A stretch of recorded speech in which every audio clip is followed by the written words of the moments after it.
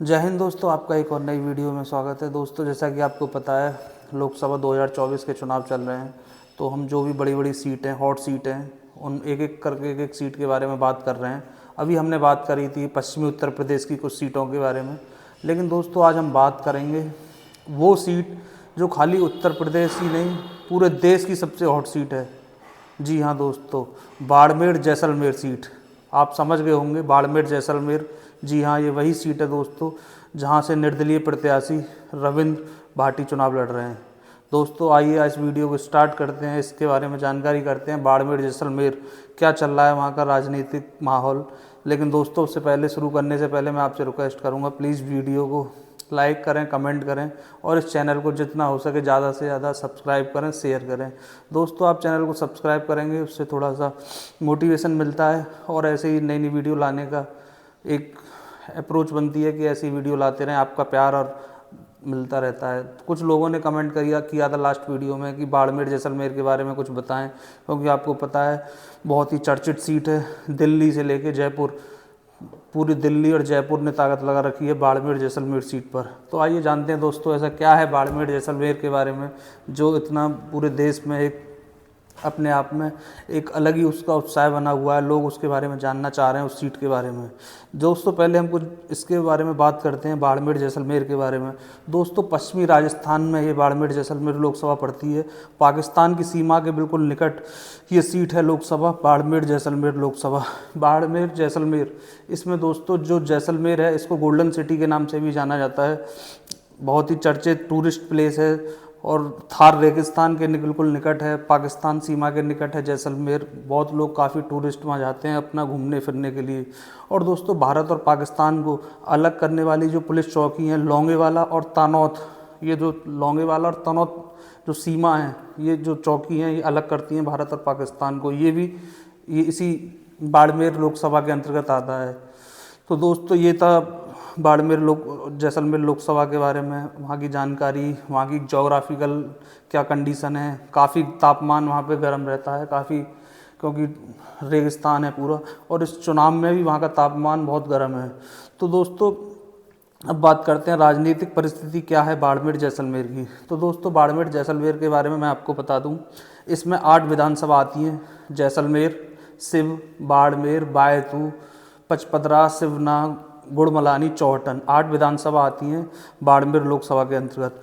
Total voter की बात करें तो दोस्तों, इसमें 18 से 19 लाख टोटल वोट हैं, जिसमें जाट समाज इस पर बहुतायत संख्या में है। 4 से 5 लाख जाट समाज है, 2.5 लाख आपका मुस्लिम है और 2.5 से 3 लाख आपका राजपूत भी है।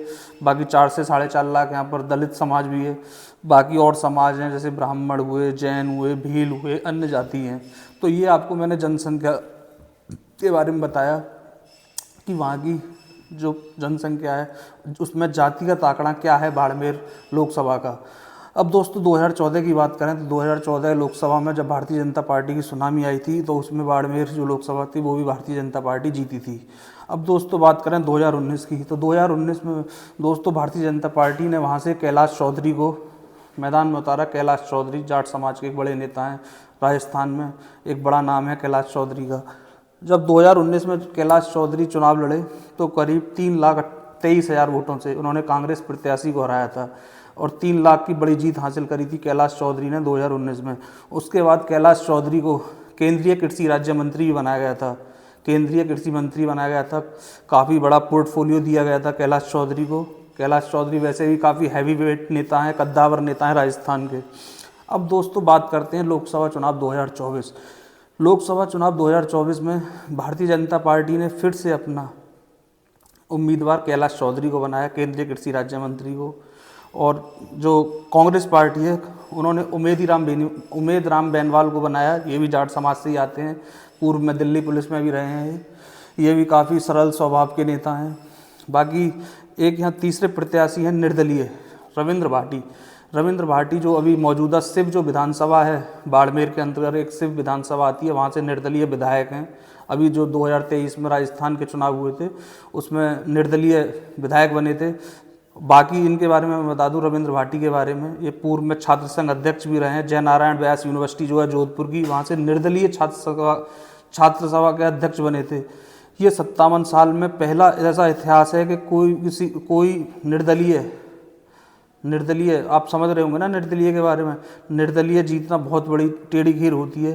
तो ये निर्दलीय छात्र सभा अध्यक्ष का चुनाव जीते थे, जबकि वैसे एबीवीपी से जुड़े हुए हैं, लेकिन एबीवीपी ने इन्हें सीट नहीं दी, तो उन्होंने निर्दलीय चुनाव लड़ा और निर्दलीय छात्र सभा के अध्यक्ष चुने गए थे।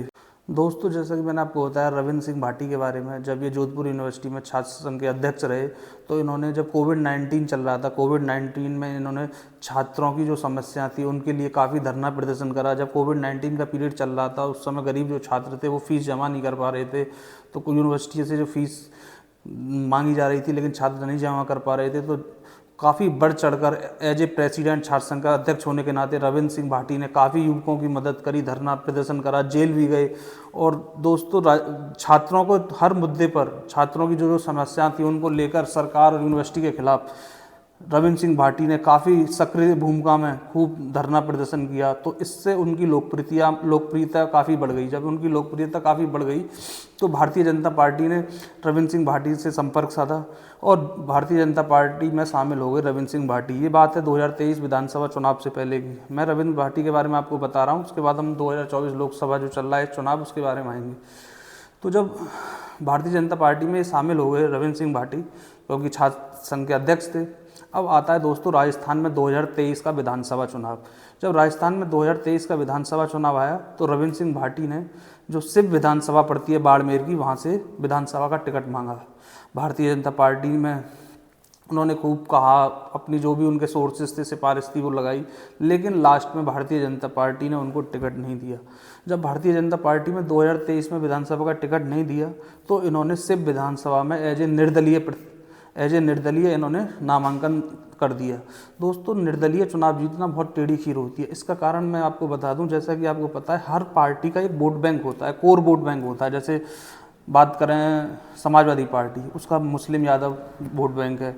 बहुजन समाजवादी पार्टी, उसका एक दलित वोट बैंक है।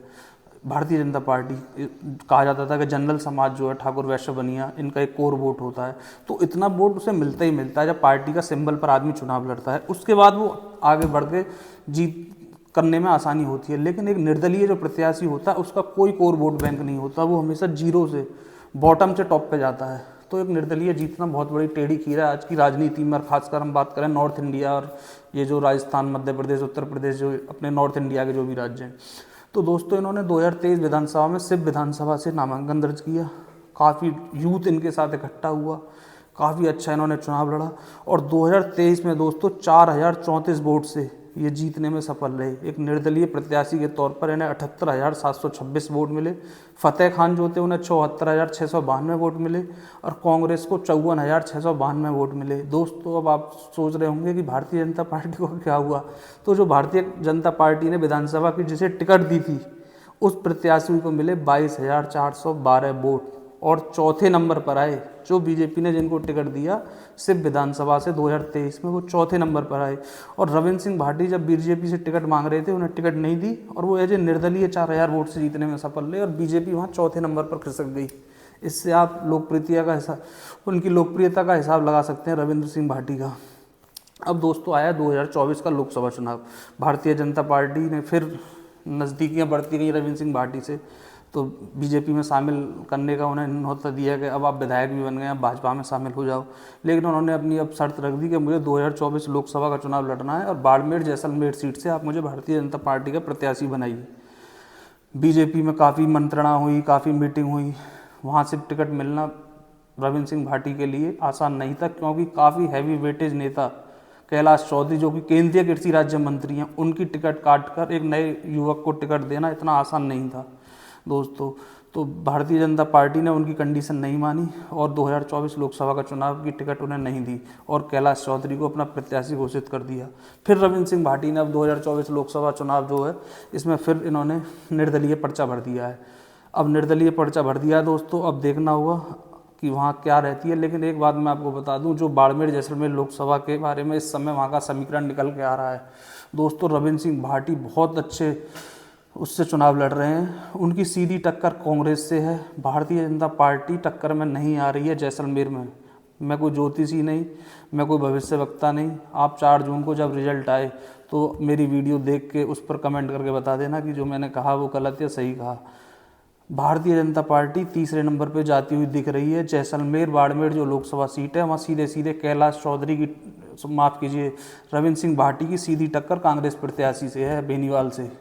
कैलाश चौधरी वहाँ लड़ाई तक में भी नहीं है, क्योंकि दलित और मुस्लिम जो कांग्रेस का राजस्थान में वोट बैंक है वो अच्छा खासा जा रहा है कांग्रेस के साथ। और जो राजपूत समाज है उसमें 80 से 90% से वो जा रहा है रविंद्र सिंह भाटी के साथ, वो भी राजपूत समाज है। बाकी जो और भी बिरादरी हैं उसमें से हर बिरादरी में रविंद्र सिंह भाटी का वोट बैंक है। तो वहाँ जो भी समीकरण, जो भी वहाँ पे सर्वे हैं, जो भी करने पे पता चल रहा है, वहाँ के पत्रकार सबसे बात करने पर यही आ रहा है कि रविंद्र सिंह भाटी की सीधी टक्कर है कांग्रेस प्रत्याशी से, और भारतीय जनता पार्टी वहाँ तीसरे नंबर पर दिखती नज़र आ रही है। दोस्तों बीजेपी को भी ये पता चल गया, क्योंकि पिछले चुनाव में वो 3 लाख, 3.25 लाख वोटों से जीती थी। तो नरेंद्र मोदी जी प्रधानमंत्री जैसलमेर में रैली करके आए, भजन लाल जो राजस्थान के मुख्यमंत्री हैं वो भी रैली करके आए, यहाँ तक कि जो खली हैं जो आप जानते होंगे WWE के चैंपियन भारत के, भारतीय जनता पार्टी ने उनको भी भेजा, जाटों को और बाकी समाज को इकट्ठा करके भारतीय जनता पार्टी को जिताने के लिए। लेकिन बीजेपी की सीट वहाँ खतरे में जाती दिख रही है। रविंद्र सिंह भाटी बहुत अच्छा चुनाव लड़ रहे हैं। एक निर्दलीय, एक इतिहास दर्ज हो सकता है कि एक निर्दलीय अगर लोकसभा जीत जाता है तो, जीतने की तो नहीं कह सकता मैं, हार जीत एक सिक्के के 2 पहलू हैं, लेकिन हाँ मैं इतना कह सकता हूँ कि रविंद्र सिंह भाटी बहुत अच्छा चुनाव लड़ रहे हैं और वो हो सकता है अपनी सीट को निकाल जाएं। अगर नहीं निकाल पाते तो ज़रूर रनर तो बन ही जाएंगे, लेकिन बीजेपी ज़रूर वो सीट हारती हुई नज़र आ रही है। पिछली 2019 के लोकसभा चुनाव में टोटल लोकसभा की सीट बीजेपी ने राजस्थान में जीती थी, लेकिन इस बार टोटल सीट जीतने में बीजेपी दिखती नहीं आ रही है नज़र। दोस्तों आपको ये वीडियो कैसी लगी प्लीज़ कमेंट करके बताना, और प्लीज़ चैनल को सब्सक्राइब कर लो, ये मेरी आपसे रिक्वेस्ट है। ज़्यादा से ज़्यादा शेयर करो और चैनल को सब्सक्राइब करो। थैंक यू, मिलते हैं ऐसी एक और वीडियो में। जय हिंद।